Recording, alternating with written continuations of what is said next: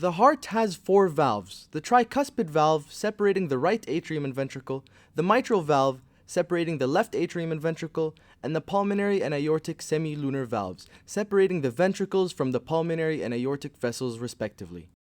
We can use the mnemonic "try pulling my aorta" to remember the order of valves the blood goes through.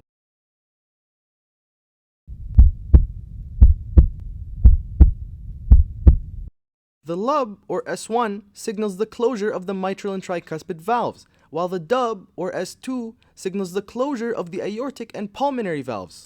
Those sounds are made by the blood gushing against the valves immediately after their closure. All physicians take money. This mnemonic can be used to remember where we can auscultate the valves. The sternal angle is used to locate the second intercostal space. Right second intercostal space is the aortic for A. Left second intercostal space is the pulmonary for P. Left fourth intercostal space is the tricuspid valve for T. And the fifth intercostal space mid-clavicular line is the mitral valve for M.